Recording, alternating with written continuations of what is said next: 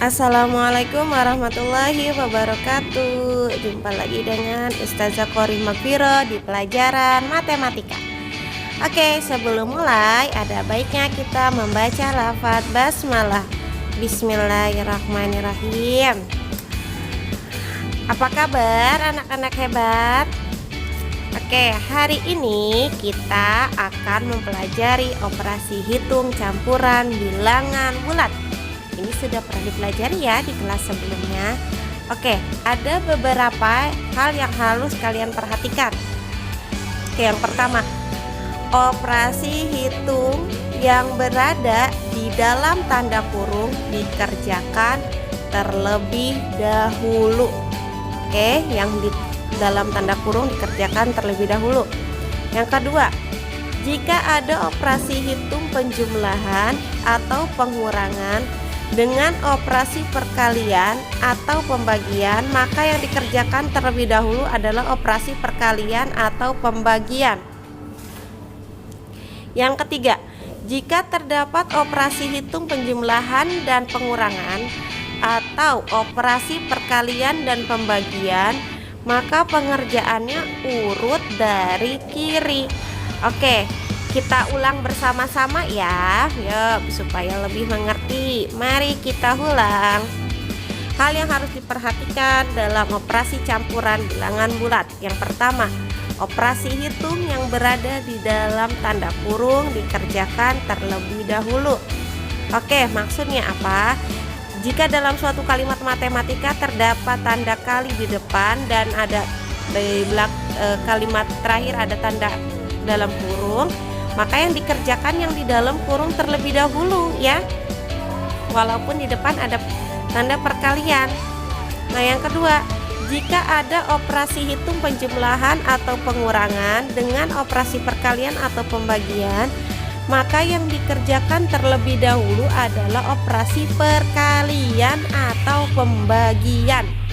Jika dalam suatu kalimat matematika tidak ada tanda dalam kurung, nah tanda yang pertama adalah penjumlahan, yang kedua adalah perkalian atau pembagian, maka yang dikerjakan terlebih dahulu atau dioperasikan adalah yang perkalian atau pembagiannya ya.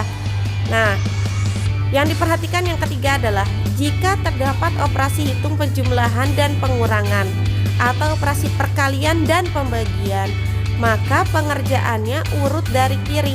Jika dalam suatu kalimat matematika terdapat tanda perkalian dan pembagian, maka dikerjakannya urut dari kiri ya, tidak yang kedua dulu, yang pembagian dulu, padahal yang pertama perkalian, tidak ya, tetapi dari kiri, diurutkan dari kiri. Oke, untuk lebih jelasnya kita perhatikan contoh berikut. Oke, kalau misal tidak mengerti boleh diulang-ulang ya contohnya ya di video Ustazah ini ya. Oke, kita perhatikan contoh berikut.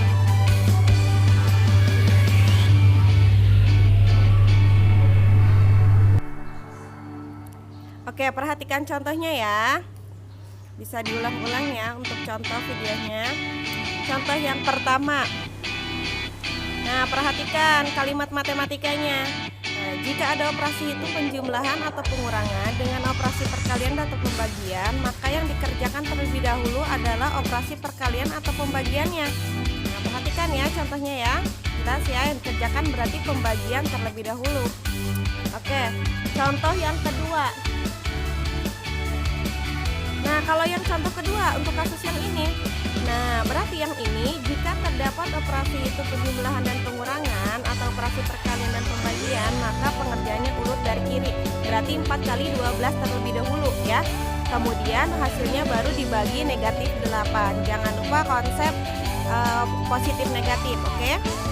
Nah, untuk contoh yang ketiga, nah yang ini perhatikan kasus yang ini. Nah, kalau yang ini berarti yang dikerjakan yang di dalam kurung terlebih dahulu ya.